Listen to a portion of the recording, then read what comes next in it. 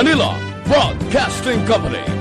Sa balita, komentaryo, isyu, serbisyo publiko. Aksyon Radio! Sa Bacolod, Aksyon Radio! Aksyon Radio!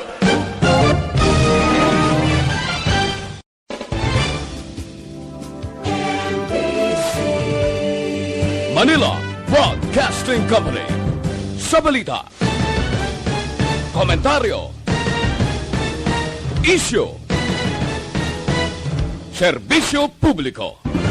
Aksyon Radio! Sa Bacolod, Aksyon Radio! Aksyon Radio! Aksyon Reports, second portion. Di kalidad, kag madalong ng mga analisis sa pinakainit na balita sa bilog na probensya kag nasyon. Aksyon Reports, second portion. Patas kag balanse na komentaryo sa mga issues kag mga balita nga nag-aapekto sa mga pumuluyo sa adlaw-adlaw nga tanan. Aksyon Reports, second portion. Upod sa veterano kag respetado nga komentarista, Aksyon Fred Salanga. Karon nga adlaw Lunes pitsa 4 na bulan sang Oktobre tuig 2021. Ano ang mga balita kag isyu nga aton talakayon para karon nga adlaw? Ang bilog nga Pilipinas nakibot si Presidente Rodrigo Duterte nag-anunsyo sang iya pagretiro sa politika. Sos Senador Bungo, inupdan sang presidente, nagfile sang COC, mapapili Vice Presidente. Daw wala matuman ang handom ni Bongbong ba? Nga mangin vice si Presidente Rodrigo Duterte. Si Sara Duterte, nagfile man COC sa pagka-alkalde sa Davao. Ining aton mga balita kag isyo idulong sa aton sang D3 Bayo. Dako mabulig sang D3.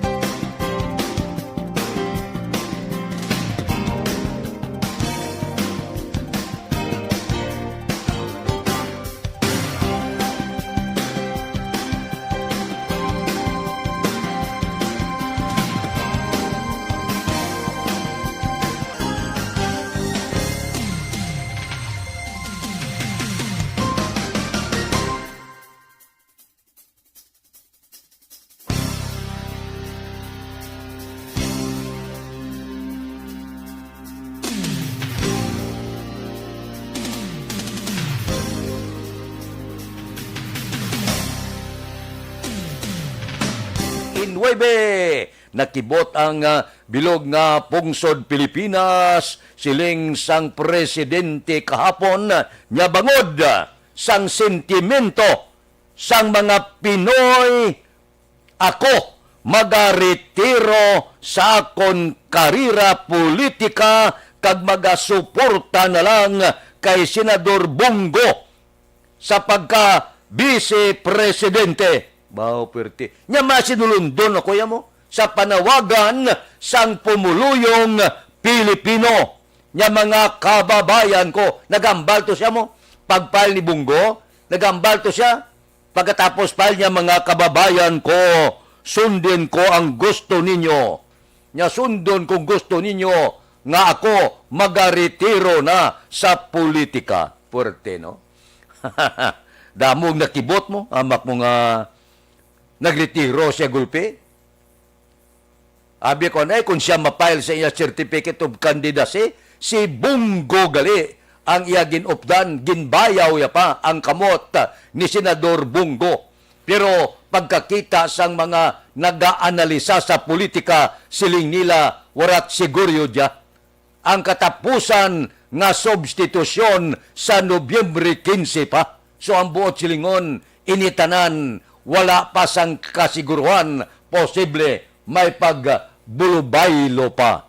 Ano ay hanang buot na silingon? Mabaylo pang desisyon? Ya kay Nobyembre 15 pa mo? Basi, may ara pa, buslanay. Nyati, alin sa una mo ng style ni Presidente Rodrigo Duterte. Bantayan ta, paglapas ang Nobyembre 15, nga wala na substitusyon, sigurado na si Bongo ang iya sini kandidato sa pagka-vice presidente. Aksyon Radio Philippine Standard Time, las 6:41. Mabalik kami pagkatapos ini.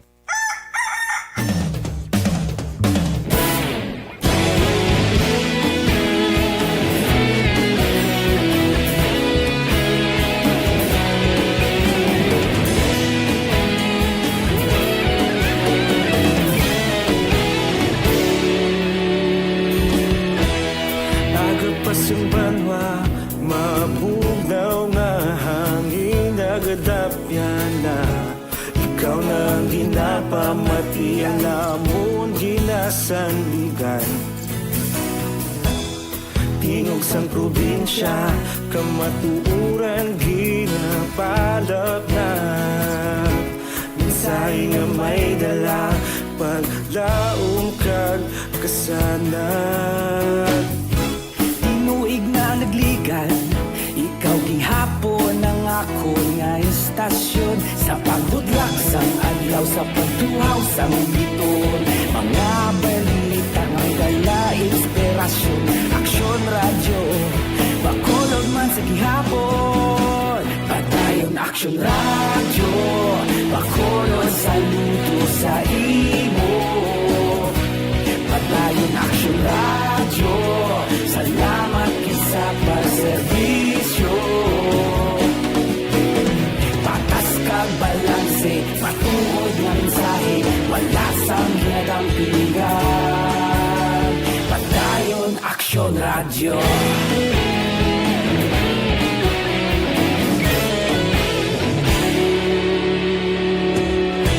Pagkulong nun kag negrosanon, inyong pamatian. Istasyon nga nagapalaplag sang kamatuoran. Mabakod nga prinsipyo, reporter handa sa serbisyo. Kahapon, karon kag sa gihapon, kita magapadayon. Tinuig na nagligan, ikaw gihapon ang ako nga istasyon. Sa pagbutlak sang adlaw, sa pagtuhaw sang biton. Mga balita nga may dala inspirasyon. Aksyon radyo, bakolon man sa gihapon. Padayon aksyon radyo, bakolon saludo sa imo. Padayon aksyon radyo, salamat sa pagserbisyo. Patas kag balanse, matuod nga mensahe, wala sang ginadampigan. Padayon aksyon radyo. Una sa balita, una sa aksyon, sa Bacolod Aksyon Radio. Una sa balita, una sa aksyon, sa Bacolod Aksyon Radio. Kita ulog na na'y Samsan ano nga kahintangan. Responsable at ang balita, padayon na ipalak na. Malasig pero sigurado, aksyon na may dalang at palanggan.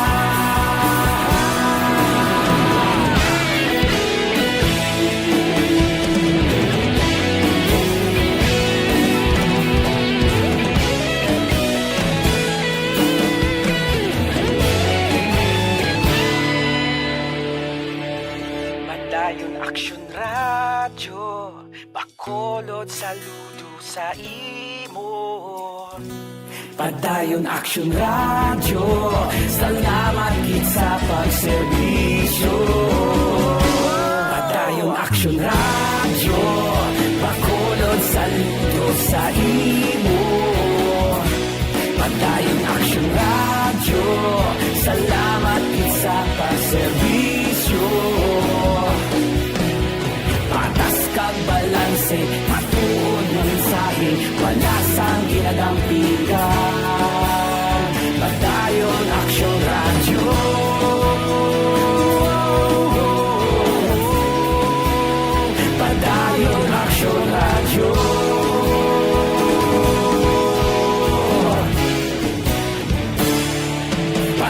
Aksyon Radio.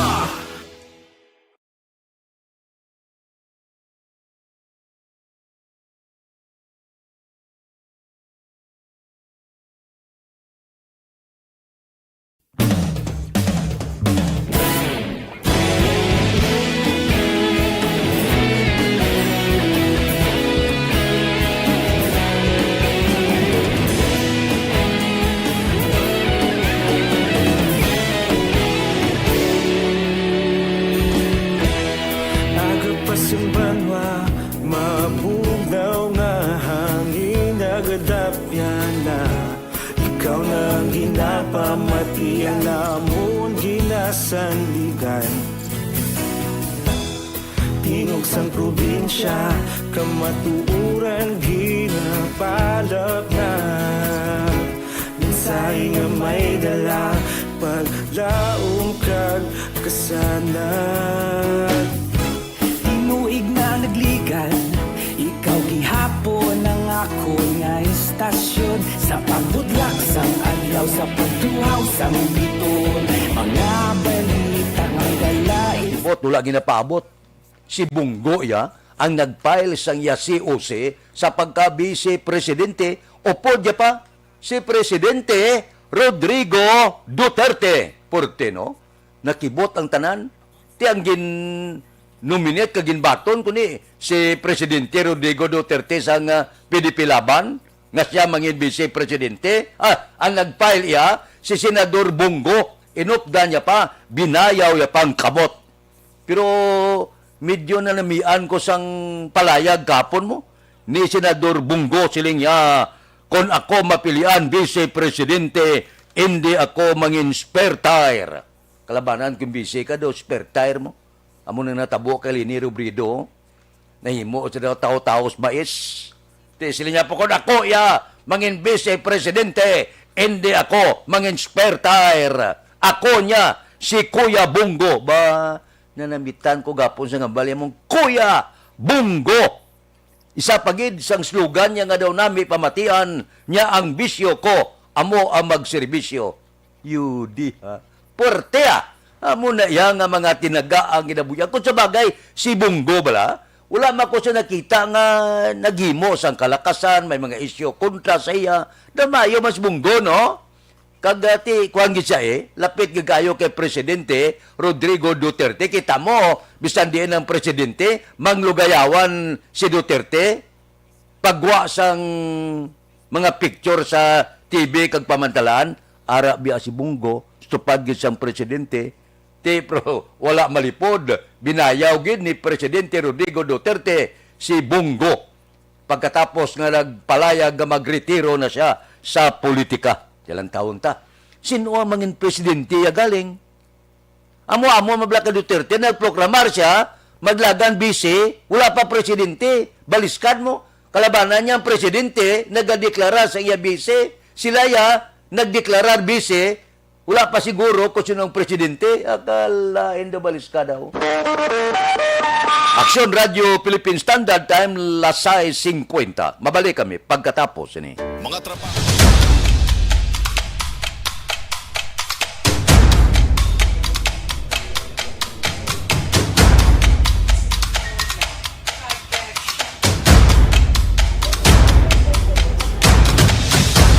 Isa kadako nga pagpanghangkat sa kabuhi sang kada persona ang ipabilin ang iya panindugan sa kabuhi.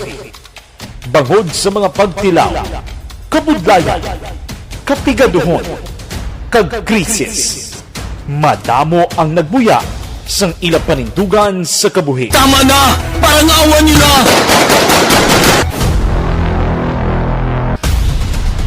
Apang ang DYEZ Aksyon Radio Bacolod sa sulod na sang 52 katuig padayon nga komitido sa panindugan nga mag-alagad.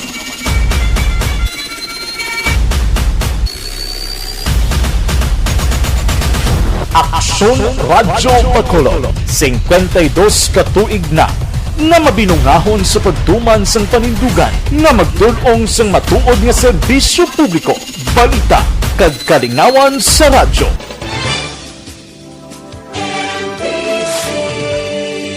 Manila Broadcasting Company. Sa balita, komentaryo, isyu, serbisyo publiko. Aksyon Radio! Sa Bacolod, Aksyon Radio. Aksyon Radio!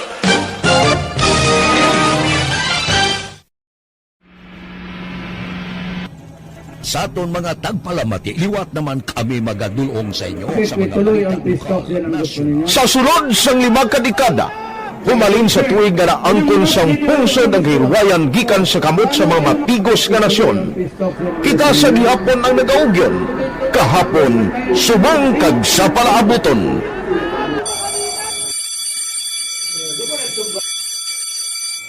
Ang Aksyon Radio, so nati lain-lain ang alam mo. Samtang nagalain-lain ang manager sa Manila Broadcasting Company, may alaman niya lain-lain silang nagangalan. May ngalangan nila. Basta ang naluyagan sa manager ya, yung ngalan niya na. Nag-una ini siya nakilala dito sa La Carlota. Pagkatapos, yung sa ilo dito sa Bacolod, amo na nagtulukaw na ang nagkalain-lain ng mga manager, Boy Robles, si Connie po, naging manager, sila ni Hanggayo, si Johnny Bere, si JJ Ocampo, kag subong si Miss Nuna Di Maala Magbanwa. Ang sadto magamay nga community radio station ang ginpasira matapos nagpanindugan nga ipalapnag ang kamatuoran kag buligan nga mauntat ang pagpamigos sa katawhan. Ang DYEZ actually, Aksyon Radio, karon sa una nag-start din siya as a music station. No? This is the first music station dito sa siyudad sa Bacolod. No? When it was launched in 1969, it was a music station. Kaya dito nakilala to damo din yung mga sikat na mag-DJ at that time. No? Sa 1986 or 87, ang Aksyon Radio, because of the entry sa mga FM stations, nag-amat-amat na nag-decide to transform itself into a news and public affairs station. No? That's why yung dinay na naman amat ang namisulod. Ako I started as a news writer. So, dito na nag-start sa mga 86-87 ang news and public affairs ng Aksyon Radio Bacolod. No? Kag bakit sa mag-fire ko to my part because the year nga nagsulod ko, ito ko nagdamog po dito at that time. No, po ni Presidente Aquino upon assumption into office pagkatapos ng EDSA Revolution. So, nagdamog dito. No? So, that's how Aksyon Radio started as a music station and later as a news and public affairs station.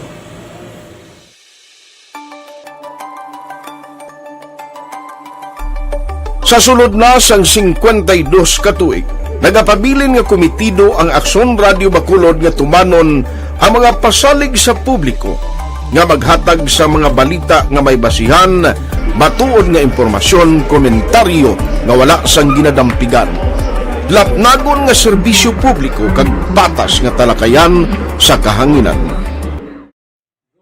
Because as a reporter, it is always our commitment to be honest, especially sa paghatag sa impormasyon sa mga tao kay man kalabanan sa mga tao subong ang naga-rely gid or salin sa huna ang mga tao naga-rely gid sa impormasyon na ginahatag sa mga media people.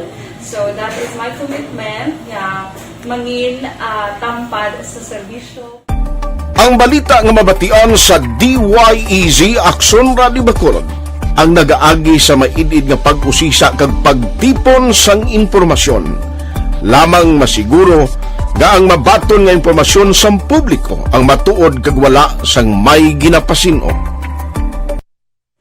Ginahimo sa Aksyon Radio ang pagbalita, gina-follow up, ginakadtuan personal para mahibaluan kung anano ang kaundan sang balita, kung matuod kag hindi nga balita.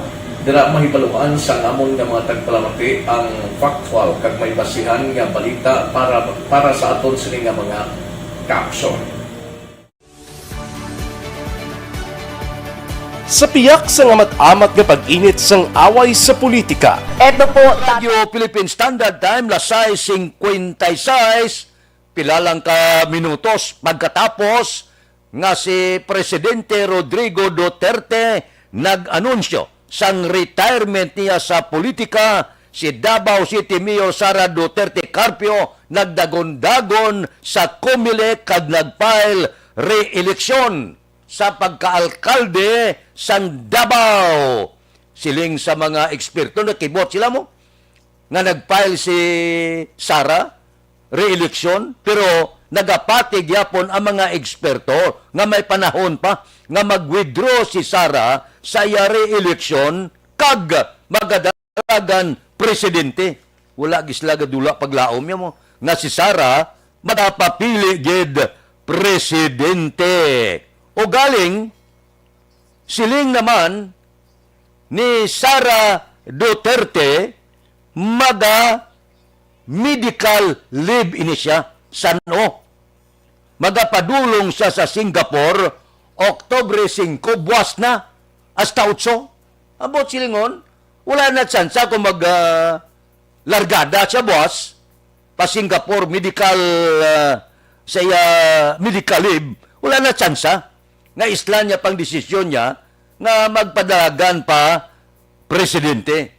Tigaling siling naman sa mga eksperto niya ang substitution sa Nobyembre 15 pa. Galing nga pamangkot naman sinong buslan niya. Aksyon Radio Philippine Standard Time las 6:58. Mabalik kami pagkatapos ini.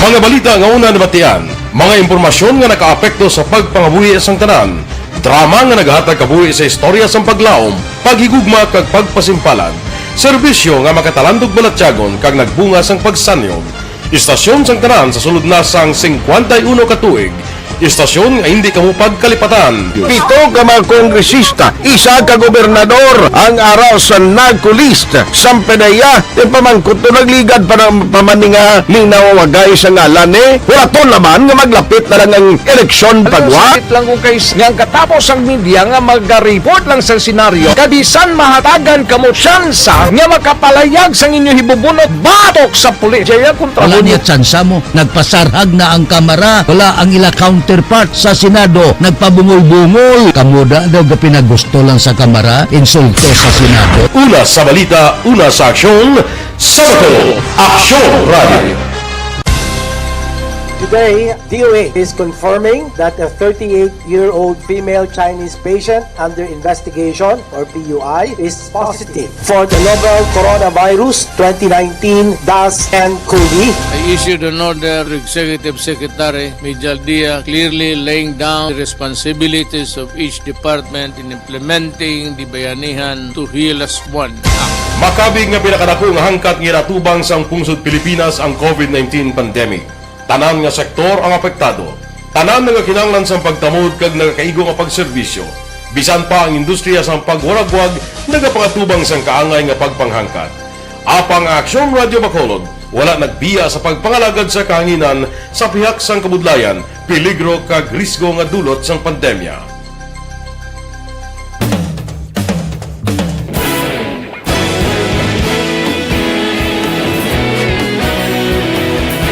Sa sunod na sang 51 ka tuig, nasaksihan ang dedikasyon sa Aksyon Radio Bacolod sa pagdulong sa mga balita kag impormasyon para sa interes sang mga pumuluyo.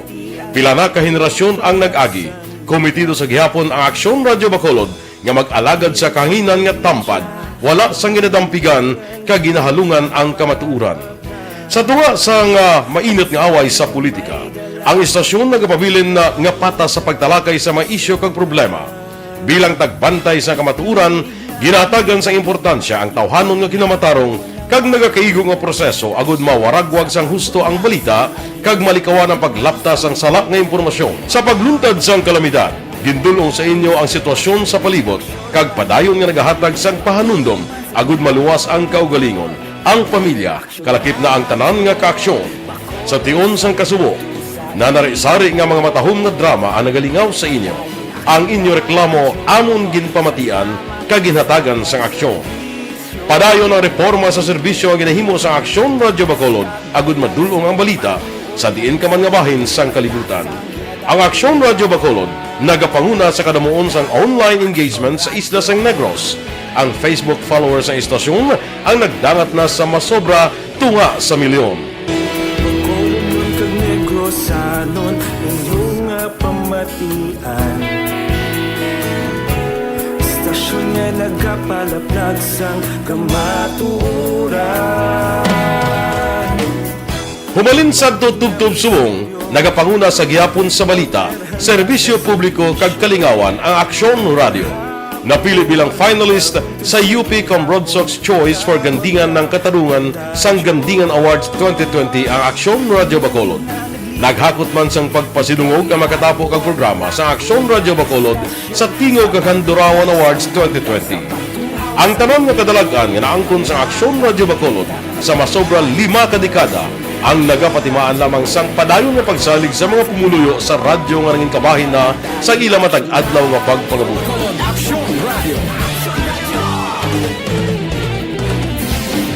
Una sa balita, una sa aksyon, sa Bacolod Aksyon Radio. Ikaulog na na'y Sansan ang mga kahintangan Responsable at pagbalita Pagkain na na morning, bilog nga dakpanwa sa Bacolod, bilog nga probinsya sang Negros Occidental.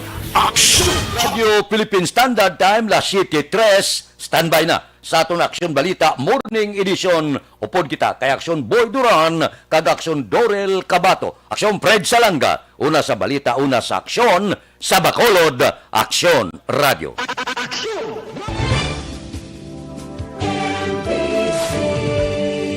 Manila Broadcasting Company.